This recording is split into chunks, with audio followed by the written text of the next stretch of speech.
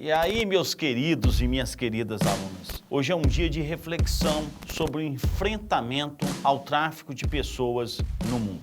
De acordo com a ONU, nós temos um aumento muito expressivo no tráfico de pessoas nos últimos 30 anos. É importante ressaltar que o processo de globalização, ele facilitou os movimentos a partir do que chamamos de compressão do espaço-tempo, que você tem deslocamentos cada vez mais rápidos e cada vez mais intensos no planeta Terra. Esse caráter de fluidez é extremamente desigual. Uma coisa é você, classe média, a classe média alta, fazer esse movimento de forma regular, de forma legalizada. Outra são aqueles que são extremamente atingidos pela pobreza, pela miséria e que fazem esse movimento em função das desigualdades sociais e muitas vezes buscando refúgio, buscando asilo político. Bom, essas populações estão num estágio extremamente vulnerável. Nós vamos recordar a triste imagem do menino Aylan Kurdi, de 4 anos, o seu corpinho numa praia da Turquia. A triste imagem dos refugiados tentando atravessar as rotas do Mediterrâneo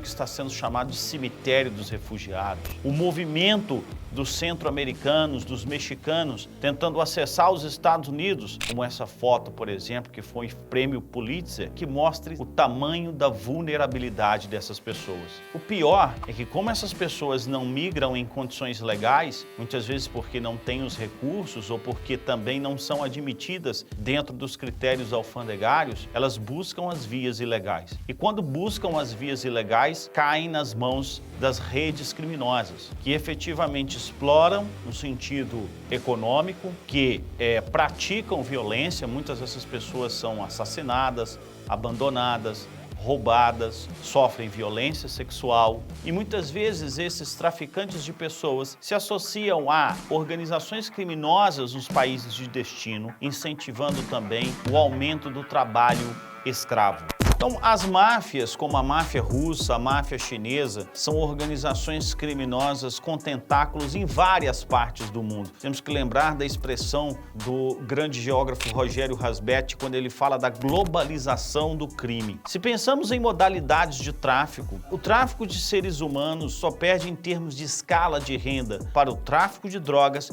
e para o tráfico de armas. Então, essas organizações muitas vezes praticam o chamado politráfico e contam evidentemente com as rotas clandestinas através das fronteiras desses países que recebem a maior parte das pessoas que efetivamente são vítimas dessas organizações criminosas. Uma coisa que a gente precisa entender quando a gente fala de tráfico de pessoas. O Brasil não está fora disso. Muito pelo contrário, infelizmente, o Brasil é alvo também dessa prática de crime, pensando, por exemplo, na migração de bolivianos para o Brasil. Muitos bolivianos foram flagrados em condições análogas à escravidão em confecções na cidade de São Paulo. Confecções, inclusive, que forneciam para grupos bem famosos, como o Grupo Zara. Esses trabalhadores bolivianos eram agenciados por traficantes bolivianos. O território brasileiro também é atravessado por essas organizações. Aqui no Brasil, nós temos também o conhecido caso do tráfico de mulheres. São aliciadas com a promessa de empregos em agências de modelo na Europa e acabam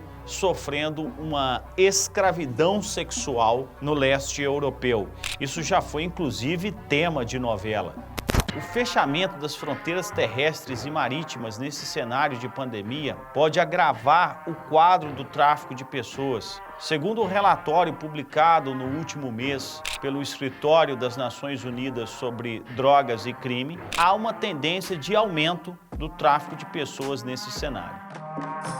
Como o fechamento das fronteiras vai efetivamente exigir rotas mais arriscadas pela sua irregularidade, o abuso, a exploração dos traficantes pode aumentar. Inclusive, o acesso ao serviço clandestino pode aumentar num cenário de fechamento. A intenção de imigrar, a necessidade de imigrar, ela continua. E esse cenário pode se agravar quando nós temos a persistência do desemprego, da crise econômica em vários países. A propensão das pessoas a imigrar pode aumentar e o tráfico de pessoas também aumentando com esse processo. Então, é um tema complexo, né? Um tema que atinge milhões de pessoas no planeta. Eu espero que você tenha se sensibilizado para essa causa. Lembrando que nós estamos num cenário em que essa sensibilização ela é fundamental num ambiente do chamado pós-Covid. O que vai ser esse novo mundo, né? De que novo mundo nós estamos falando? Se você quiser saber mais sobre isso, acessa lá o site das Nações Unidas, naçõesunidas.org, que você vai ter todo o banco de dados e todos os relatórios referentes ao tráfico de pessoas aí nos últimos 40 anos, que é a base de dados que a ONU vem desenvolvendo. E aí, gostou? Então você já sabe, né? Não deixe de se inscrever no canal, ative as notificações, deixe os seus comentários. Seus comentários são muito importantes para que a gente possa qualificar os nossos vídeos. E você já sabe, no QI é diferente.